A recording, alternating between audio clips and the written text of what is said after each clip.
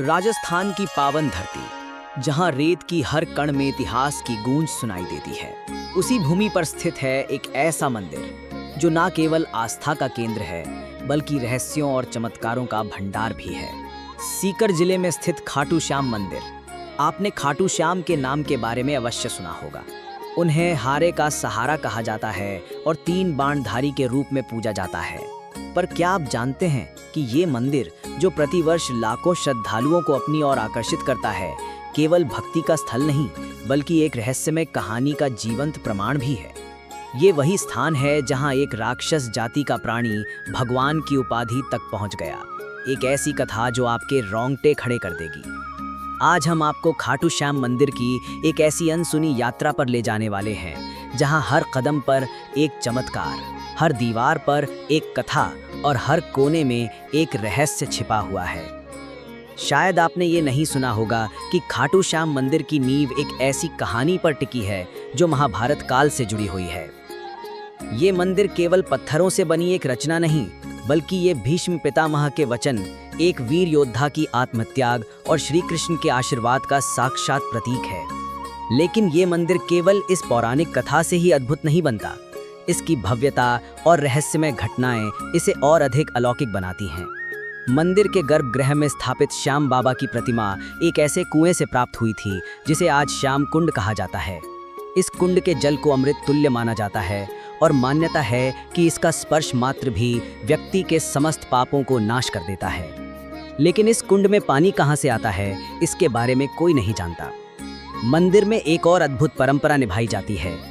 यहाँ पर एक खास तरह का निशान चढ़ाया जाता है। ये कोई साधारण प्रतीक नहीं बल्कि श्रद्धा, नियम और संयम का प्रतीक है। कहा जाता है कि जो भी भक्त ये निशान पूरे नियम और भक्ति भाव से चढ़ाता है, उसकी हर मनोकामना पूर्ण होती है। यहाँ तक कि कई भक्तों के अनुभव इस बात की गवाही देते हैं कि जिन इच्छाओं को उन्होंने वर्षों तक मन में संजोया, वे खाटू श्याम के दरबार में निशान चढ़ाने के बाद पूर्ण हुई। परंतु सवाल ये उठता है कि ये मात्र विश्वास है या इसके पीछे भी कोई अज्ञात शक्ति है। खाटू श्याम मंदिर का सबसे चौंकाने वाला रहस्य एक शिवलिंग से जुड़ा है जो मंदिर से कुछ दूरी पर स्थित है। कहा जाता है कि जब मुगल शासक औरंगजेब ने इस शिवलिंग को नष्ट करने का प्रयास किया, तब कुछ ऐसा घटित हुआ जिसने उसकी आत्मा तक को झकझोर दिया। इतना ही नहीं, खाटू श्याम के दर्शन के दौरान एक अद्भुत दृश्य देखने को मिलता है। बाबा के दरबार में हजारों की संख्या में आने वाले श्रद्धालु अक्सर कहते हैं कि उन्होंने वहां कुछ ऐसा महसूस किया जिसे शब्दों में बयान नहीं किया जा सकता। कोई कहता है कि बाबा ने उसे स्वप्न में दर्शन दिए, तो कोई बताता है कि उसने वहां अपने जीवन की सबसे कठिन समस्या का हल पाया। और इन सब अनुभवों में एक बात समान है, एक रहस्यमयी शक्ति जो खाटू श्याम मंदिर को केवल एक तीर्थ स्थल नहीं बल्कि एक अलौकिक अनुभव बना देती है। इस मंदिर की शक्तियों की गूंज केवल भारत में ही नहीं, विदेशों तक फैली है। अमेरिका, इंग्लैंड और ऑस्ट्रेलिया जैसे देशों में बसे भक्त भी प्रतिवर्ष खाटू श्याम जी की निशान यात्रा में भाग लेने भारत आते हैं। ये भक्ति की वो डोर है जो ना जाति देखती है, ना धर्म, ना देश। यहाँ सिर्फ एक चीज की आवश्यकता है, श्रद्धा। तो क्या आप तैयार हैं इस मंदिर के उन रहस्यों से पर्दा उठाने के लिए जो सदियों से छिपे हैं? यदि हाँ, तो जुड़िए हमारे साथ इस खास डॉक्यूमेंट्री वीडियो में, जहां हम आपको लेकर चलेंगे खाटू श्याम मंदिर की उन गलियों में जहां इतिहास, रहस्य और भक्ति एक साथ मिलते हैं। ये केवल एक यात्रा नहीं होगी, ये आपके विश्वास को एक नई दिशा देने वाली अनुभव यात्रा होगी। क्योंकि ये केवल एक मंदिर नहीं, एक चमत्कार है, खाटू श्याम का चमत्कार। चलिए अब बिना किसी देरी के आज की इस रहस्यमयी और दिलचस्प डॉक्यूमेंट्री को शुरू करते हैं। दोस्तों, खाटू श्याम जी को भगवान श्री कृष्ण के कलयुगी अवतार के रूप में जाना जाता है। राजस्थान के सीकर जिले में स्थित श्याम बाबा के भव्य मंदिर में दर्शन के लिए हर दिन लाखों भक्त पहुंचते हैं। मान्यता है कि श्याम बाबा सभी की मनोकामनाएं पूरी करते हैं और फर्श से अर्श तक पहुंचा सकते हैं। बाबा खाटू श्याम का संबंध महाभारत काल से माना जाता है। ये पांडुपुत्र भीम के पौत्र थे। पौराणिक कथा के अनुसार खाटू श्याम की अपार शक्ति और क्षमता से प्रभावित होकर श्री कृष्ण ने इन्हें कलयुग में अपने नाम से पूजे जाने का वरदान दिया था। लेकिन ये वरदान किस स्थिति में दिया गया है, इसके बारे में शायद ही आप जानते होंगे। हारे का सहारा खाटू श्याम हमारा, ये तो आपने अक्सर ही सुना होगा। लेकिन हारे का सहारा बनने के पीछे की कहानी से शायद ही आप परिचित होंगे। इन सभी सवालों के जवाब मिलेंगे आपको महाभारत की उस कथा में जो आपने नहीं सुनी होगी। तो आइए जानते हैं खाटू श्याम जी की इस पवित्र कथा के बारे में।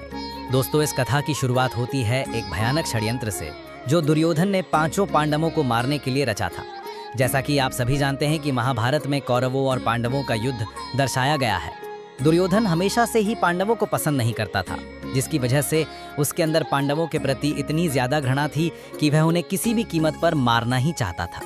जब भीष्म पितामह ने धृतराष्ट्र से युधिष्ठिर का राज्याभिषेक कर देने के लिए कहा, तब दुर्योधन ने पिता धृतराष्ट्र से कहा, पिताजी, यदि एक बार युधिष्ठिर को राज सिंहासन प्राप्त हो गया तो ये राज्य सदा के लिए पांडवों के वंश का हो जाएगा और हम कौरवों को उनका सेवक बनकर रहना पड़ेगा। इस पर धृतराष्ट्र बोले, वत्स दुर्योधन, युधिष्ठिर हमारे कुल की संतानों में सबसे बड़ा है, इसलिए इस राज्य पर उसी का अधिकार है। फिर भी भीष्म तथा प्रजाजन भी उसी को राजा बनाना चाहते हैं। हम इस विषय में कुछ भी नहीं कर सकते। तुम पांडवों के रुकने का प्रबंध करो। धृतराष्ट्र के वचनों को सुनकर दुर्योधन ने कहा, ठीक है पिताजी, मैंने इसका प्रबंध कर लिया है। बस आप किसी तरह पांडवों को वाराणावत भेज दें। दुर्योधन ने वाराणावत में पांडवों के निवास के लिए पुरोचन नामक शिल्पी से एक भवन का निर्माण करवाया था, जो कि लाख, चर्बी, सूखी घास, मूज जैसे अत्यंत ज्वलनशील पदार्थों से बना था। दुर्योधन ने पांडवों को उस भवन में जला डालने का षड्यंत्र रचा था। धृतराष्ट्र के कहने पर युधिष्ठिर अपनी माता तथा भाइयों के साथ वाराणावत जाने के लिए निकल पड़े। दुर्योधन के षड्यंत्र के बारे में जब विदुर को पता चला तो वे तुरंत ही वाराणावत जाते हुए पांडवों से मार्ग में मिले और उन्होंने दुर्योधन के षड्यंत्र के बारे में बताया। फिर उन्होंने कहा कि तुम लोग भवन के अंदर से वन तक पहुंचने के लिए एक सुरंग अवश्य बनवा लेना, जिससे कि आग लगने पर तुम लोग अपनी रक्षा कर सको। मैं सुरंग बनाने वाला कारीगर चुपके से तुम लोगों के पास भेज रहा हूँ। जिस दिन पुरोचन ने आग प्रज्वलित करने की योजना बनाई थी, उसी दिन पांडवों ने गांव के ब्राह्मणों और गरीबों को भोजन के लिए आमंत्रित किया। रात में पुरोचन के सोने पर भीम ने उसके कमरे में आग लगाई। धीरे धीरे आग चारों ओर लग गई। लाक्षागृह में पुरोचन तथा अपने बेटों के साथ भीलनी जलकर मर गई। लाक्षागृह के भस्म होने का समाचार जब हस्तिनापुर पहुंचा तो पांडवों को मरा समझकर वहां की प्रजा अत्यंत दुखी हुई। दुर्योधन और धृतराष्ट्र सहित सभी कौरवों ने भी शोक मनाने का दिखावा किया और अंत में उन्होंने पुरोचन, भीलनी और उसके बेटों को पांडवों का शव समझकर अंत्येष्टि करवा दी। लाक्षागृह की सुरंग से निकलकर पांडव जिन हिंडनी नदी किनारे पहुंच गए थे, जहां पर विदुर द्वारा भेजी गई एक नौका में सवार होकर वे नदी के उस पार पहुंच गए। नदी पार पहुंचने के बाद वो सभी एक जंगल में पहुंचे। वहीं पर हिड्डिम नाम का राक्षस अपनी बहन हिडिंबा के साथ रहता था। हिड्डिम हिडिंबा पर अपना जोर चलाता था और उससे मानवों का मांस लाने के लिए कहता था। मजबूरी में हिडिंबा को भी ऐसा करना ही पड़ता था। रात के समय जब सभी पांडव सो रहे थे तो उनमें से भीम सभी का पहरा दे रहे थे। जब हिडिंबा अपने भाई हिड्डिम के आदेश पर पांडवों को मारने के लिए गई, तभी उसकी नजर भीम पर गई और वो भीम को देखकर मोहित हो गई और उनसे प्रेम करने लगी। भीम को मोहित करने के लिए हिडिंबा ने सुंदर अप्सरा का रूप धारण किया और भीम के पास गई। लेकिन इसी बीच हिडिंबा का भाई हिड्डिम वहां आ गया, जो पांडवों को मारकर उनका मांस खाना चाहता था। उसने भीम पर हमला कर दिया, जिससे भीम और हिड्डिम के बीच युद्ध छिड़ गया। इस युद्ध में भीमसेन की विजय हुई और हिड्डिम मारा गया। इसके बाद हिडिंबा अपने असली रूप में आई और उसने भीम के सामने विवाह का प्रस्ताव रखा, लेकिन भीम ने यह कहकर विवाह से इनकार कर दिया कि तुम राक्षस कुल की हो। इसके बाद हिडिंबा माता कुंती के पास गई, उनसे भीम और अपने विवाह की बात कहने लगी। तब कुंती विवाह के लिए तो मान गई, लेकिन उन्होंने हिडिंबा के सामने एक शर्त भी रख दी। शर्त के अनुसार भीम हिडिंबा के साथ केवल तब तक ही रहेगा जब तक कि उन्हें संतान की प्राप्ति नहीं हो जाती। हिडिंबा भीम के साथ विवाह करना चाहती थी, इसलिए वो इस शर्त को मान गई। इसके बाद दोनों का गंधर्व विवाह हुआ और वो जंगल में साथ रहने लगे। कुछ समय बाद हिडिंबा और भीम का एक पुत्र भी हुआ, जिसका नाम घटोत्कच रखा गया। समय बीता और घटोत्कच का विवाह दैत्य राज मोरा की बेटी अहिलावती के साथ हुआ, जिन्हें मौरवी और कामकांतिका के नाम से भी जाना जाता है। घटोत्कच और अहिलावती के 2 पुत्र हुए। घटोत्कच के एक पुत्र का नाम बर्बरीक और दूसरे का नाम अंजन पर्वा रखा गया। बर्बरीक ने शस्त्र, शास्त्र और अन्य सभी ज्ञान अपनी मां अहिलावती का आशीर्वाद लेकर प्राप्त किए। उन्होंने ही बर्बरीक को भगवान शिव की तपस्या करने के लिए प्रेरित किया, जिसके बाद भगवान शिव ने बर्बरीक से प्रसन्न होकर उन्हें 3 अभेद्य बाण दिए, जो कि पूरी सेना का विनाश कर वापस तरकश में आ सकते हैं। समय बीता और जब कौरव और पांडवों के बीच युद्ध होना था, तब बर्बरीक ने युद्ध में भाग लेने का निर्णय लिया। अब वैसे तो देखा जाए बर्बरीक को पांडवों की तरफ से ही लड़ना था, लेकिन इसी बीच उनका एक वचन था जो उन्होंने अपनी मां से लिया था कि वे हमेशा हारे की तरफ से ही लड़ेंगे। उनका ये वचन ही आगे चलकर हारे का सहारा नाम की नींव बना। भगवान श्री कृष्ण युद्ध का परिणाम जानते थे और उन्हें डर था कि कहीं पांडवों के लिए उल्टा ना पड़ जाए। अतः उन्होंने ब्राह्मण का वेश धारण कर बर्बरीक का मार्ग रोककर उनसे पूछा कि आप कहाँ प्रस्थान कर रहे हैं। बर्बरीक ने अपना ध्येय बताया कि वे कुरुक्षेत्र जाकर अपना कर्तव्य निर्वाह करेंगे और इस पर ब्राह्मण रूप में श्री कृष्ण ने उन्हें अपना कौशल दिखाने को कहा। बर्बरीक ने एक ही तीर से पेड़ के सभी पत्तों को भेद दिया, सिवाय एक पत्ते के जो श्री कृष्ण ने अपने पैरों के नीचे दबा दिया था। बर्बरीक ने ब्राह्मण रूपी श्री कृष्ण से प्रार्थना की कि वो अपना पैर पत्ते के ऊपर से हटाए, वरना आपका पैर घायल हो सकता है। श्री कृष्ण ने अपना पैर हटा लिया। वह बर्बरीक से एक वरदान मांगा। बर्बरीक ने कहा, हे यजमान, आप जो चाहे मांग सकते हैं, मैं वचन का पूर्ण पालन करूंगा। ब्राह्मण रूपी श्री कृष्ण ने शीश दान मांगा। ये सुनकर बर्बरीक तनिक भी विचलित नहीं हुए, परंतु उन्होंने श्री कृष्ण को अपने वास्तविक रूप में दर्शन देने की बात की, क्योंकि कोई भी साधारण व्यक्ति ये दान नहीं मांग सकता। तब श्री कृष्ण अपने वास्तविक रूप में प्रकट हुए।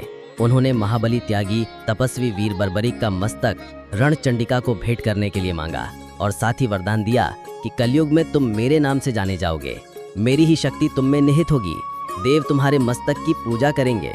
जब तक ये पृथ्वी, नक्षत्र, चंद्रमा तथा सूर्य रहेंगे, तब तक तुम लोगों के द्वारा मेरे शिष्याम रूप में पूजनीय रहोगे। मस्तक को अमृत से सींचा और अजर मर कर दिया। मस्तक ने संपूर्ण महाभारत का युद्ध देखा एवं युद्ध के निर्णायक भी रहे। युद्ध के बाद महाबली बर्बरीक कृष्ण से आशीर्वाद लेकर अंतर्धान हो गए। तो दोस्तों, ये था बर्बरीक से 3 बाणधारी, हारे का सहारा और खाटू श्याम तक का बनने का सफर। लेकिन ये सफर अभी अपने सही अंजाम पर नहीं पहुंचा था, क्योंकि जो आज हम खाटू श्याम मंदिर देखते हैं, उसके बनने की कहानी उतनी सरल नहीं है। खाटू श्याम मंदिर के निर्माण का इतिहास भी कम उलट पलट से जुड़ा नहीं रहा है। आइए अब जानते हैं खाटू श्याम मंदिर के निर्माण का संपूर्ण इतिहास। वीडियो में आगे बढ़ने से पहले आपसे एक निवेदन है कि यदि अभी तक आपको ये वीडियो पसंद आ रहा है तो इसे एक लाइक और कमेंट में जय श्री खाटू श्याम जरूर से लिखें। हमारे चैनल को सब्सक्राइब भी जरूर करें ताकि आपको इसी तरह से मंदिर की अच्छी जानकारी मिल सके। अब चलिए अपनी इस वीडियो की ओर आगे बढ़ते हैं। कहते हैं कि जब समय चुप होता है तब इतिहास बोलता है, और ऐसा ही एक इतिहास आज भी राजस्थान की धरती पर गहराई से दफन है, खाटू श्याम का इतिहास। ये कहानी है उस चमत्कारी स्थान की जहां कलयुग के वर्षों बीत जाने के बाद भी भगवान की उपस्थिति ने खुद को उजागर किया, न केवल एक घटना के रूप में बल्कि एक संकेत के तौर पर। राजस्थान के सीकर जिले में स्थित खाटू नामक गांव, जो कभी साधारण सा प्रतीत होता था, अचानक आस्था और रहस्य का केंद्र बन गया। ये उस समय की बात है जब इस स्थान की धार्मिक पहचान अब तक धुंधली थी, किंतु एक दिन जब एक गाय एक विशेष स्थान पर पहुंची तो कुछ ऐसा हुआ जिसने सबका ध्यान खींच लिया। गाय जैसे ही उस जगह पहुंची जहां बाद में रहस्य उजागर हुआ, उसके थनों से अपने आप दूध बहने लगा। ये दृश्य किसी चमत्कार से कम नहीं था। ग्रामीण स्तब्ध रह गए और जैसे जैसे इस बात की चर्चा फैली, लोगों ने उस जगह को खोदने का निर्णय लिया। जब जमीन की परतें हटाई गईं, तो वहां से जो निकला वो एक साधारण वस्तु नहीं थी।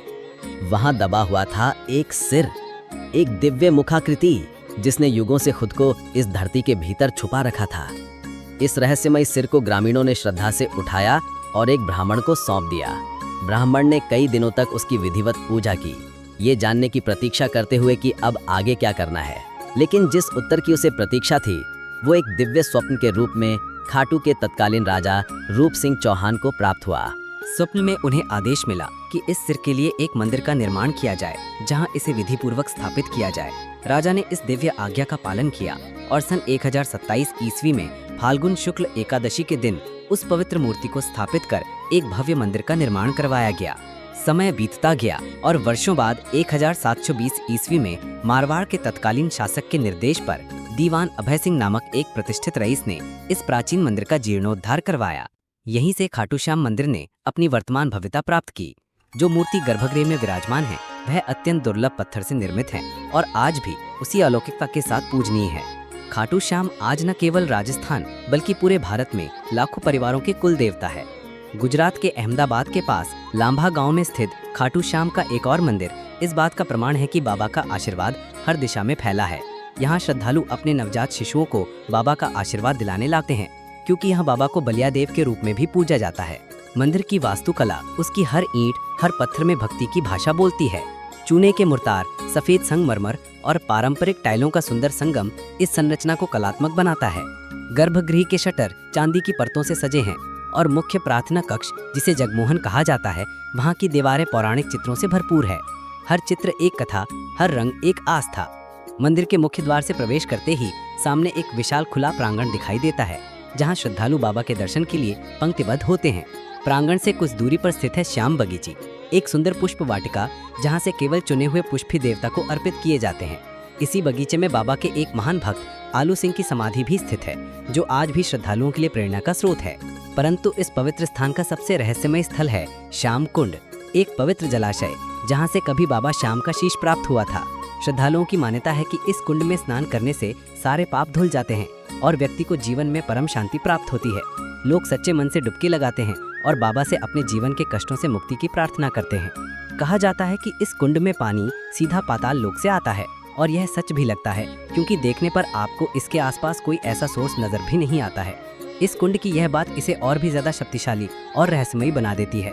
मुख्य मंदिर से दक्षिण पूर्व दिशा में स्थित है गोपीनाथ मंदिर और इसके समीप ही स्थित है गौरी शंकर मंदिर, एक और दिव्य स्थल जिसकी कहानी दिल दहला देने वाली है।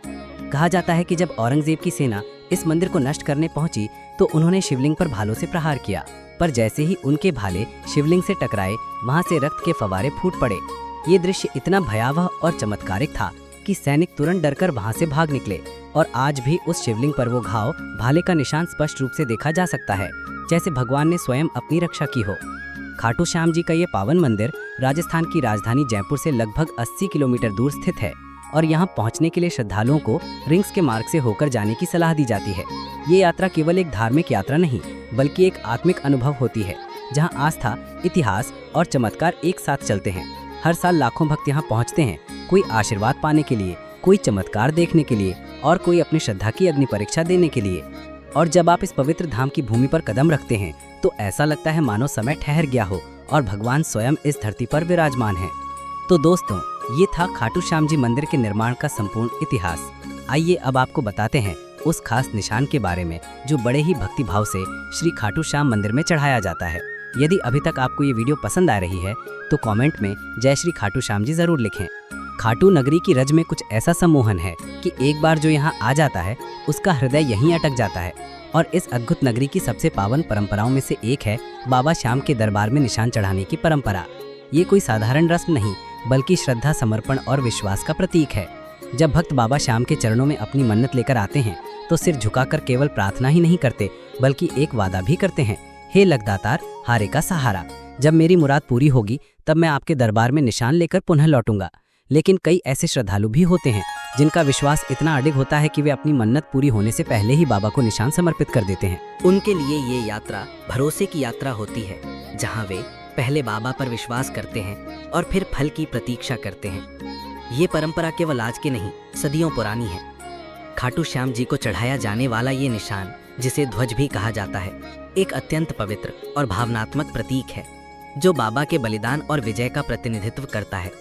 सनातन धर्म में ध्वज को सदैव विजय का प्रतीक माना गया है, और खाटू श्याम का ये ध्वज केवल कपड़े का एक टुकड़ा नहीं, बल्कि उनकी अमरता, उनके त्याग और उनके अपार प्रेम का प्रतीक है। ये हमें उस दिव्य क्षण की याद दिलाता है जब भगवान श्री कृष्ण के आदेश पर युद्ध की विजय के लिए श्याम बाबा ने पूर्व में, जिन्हें बर्बरी कहा जाता था, ने अपना शीश दान कर दिया था। उन्होंने अपना बलिदान धर्म की रक्षा और अधर्म के विनाश के लिए दिया, और युद्ध का श्रेय भी स्वयं नहीं लिया, बल्कि श्री कृष्ण को समर्पित कर दिया। इसलिए जब भक्त खाटू श्याम को ध्वज अर्पित करते हैं तो ये केवल मन्नत की पूर्ति का आभार नहीं होता, बल्कि उस दिव्य बलिदान की स्मृति भी होती है। निशान के रंग केसरिया, नारंगी और लाल त्याग, शक्ति और भक्ति का प्रतिनिधित्व करते हैं। इन निशानों पर अक्सर श्री कृष्ण और श्याम बाबा की छवियां अंकित होती हैं, साथ ही पवित्र मंत्र भी जो भक्तों को आंतरिक शांति का अनुभव कराते हैं। कई निशानों पर मोर पंख और नारियल भी सजाए जाते हैं, जो पवित्रता और सौभाग्य का प्रतीक माने जाते हैं। ऐसा माना जाता है कि सच्चे मन से चढ़ाया गया निशान बाबा को अर्पित की गई एक आत्मा की पुकार होती है, जिसे वे कभी अनसुना नहीं करते। कहते हैं कि इस निशान के साथ जब भक्त खाटू श्याम की नगरी में प्रवेश करते हैं तो हर कष्ट दूर हो जाता है, हर दुआ स्वीकार हो जाती है और जीवन में सब और मंगल ही मंगल छा जाता है। इस ध्वज को चढ़ाने से पहले विशेष पूजा अर्चना की जाती है। भक्त कई दिनों तक उपवास रखते हैं, नियमों का पालन करते हैं और फिर उस निशान को अपने हाथों में लेकर पद यात्रा प्रारंभ करते हैं। इस यात्रा को निशान यात्रा कहा जाता है और ये एक भक्ति की पराकाष्ठा होती है। जब भक्त नंगे पांव हाथों में ध्वज लिए रिंग से खाटू धाम तक की 18 किलोमीटर लंबी यात्रा करते हैं तो हर कदम उनके श्रद्धा के ताप से तपता है। रास्ते में भजन कीर्तन और श्याम नाम की जय के जयकारे गूंजते हैं जो वातावरण को अलौकिक बना देते हैं। वर्तमान समय में भक्त न केवल कपड़े के बल्कि सोने और चांदी से बने निशान भी बाबा को अर्पित करते हैं, लेकिन सच्ची भक्ति का मूल्य धातु में नहीं भाव में होता है। चाहे वह ध्वज साधारण हो या बहुमूल्य, अगर उसमें श्रद्धा है तो बाबा उसे सहज ही स्वीकार करते हैं। निशान यात्रा विशेष रूप से फाल्गुन मास में आयोजित होने वाले लाखों भक्तों के भीड़ वाले लक्की मेले में चरम पर होती है। इस समय खाटू नगरी भक्तों से खचाखच भरी होती है। हर दिशा से आते हुए निशान, हर स्वर में गूंजता हुआ श्याम नाम और हर हृदय में एक ही विश्वास, बाबा सबकी सुनते हैं, बाबा सबका सहारा है। ये परंपरा केवल एक धार्मिक रस्म नहीं बल्कि श्रद्धा की जीवित परिभाषा है। निशान चढ़ाने वाले हर भक्त की आंखों में आभार होता है और उनके कदमों में समर्पण। जब वे बाबा की मूर्ति के सामने खड़े होकर वो ध्वज अर्पित करते हैं तो वो क्षण ऐसा होता है मानो आत्मा ने ईश्वर से साक्षात्कार कर लिया हो। वहाँ ना कोई भाषा बोलती है, ना कोई शब्द चाहिए होते हैं, बस एक मौन होता है जिसमें केवल भक्ति की ध्वनि होती है। इसलिए जब अगली बार आप खाटू श्याम जी के दर्शन के लिए जाएं और मन में कोई मन्नत हो या केवल आभार प्रकट करना हो तो एक निशान लेकर जाएं। वो ध्वज आपके विश्वास का संदेश बनकर बाबा के चरणों तक पहुंचेगा और जैसे हजारों वर्षों से होता आया है वैसे ही वह आज भी आपकी पुकार को सुने बिना नहीं रहेंगे। तो दोस्तों, ये था खाटू श्याम मंदिर का संपूर्ण इतिहास और रहस्य। क्या आप कभी खाटू श्याम मंदिर गए हैं? यदि हाँ तो कितनी बार? और यदि नहीं गए हैं तो क्या आप जाना चाहेंगे? हमें कमेंट करके ज़रूर से बताएं। यदि आपको आज की ये डॉक्यूमेंट्री पसंद आई हो तो कमेंट में जय श्री खाटू श्याम जी की गूंज होनी चाहिए। हम मिलेंगे जल्द ही एक और नई रहस्यमयी और दिलचस्प डॉक्यूमेंट्री के साथ। धन्यवाद।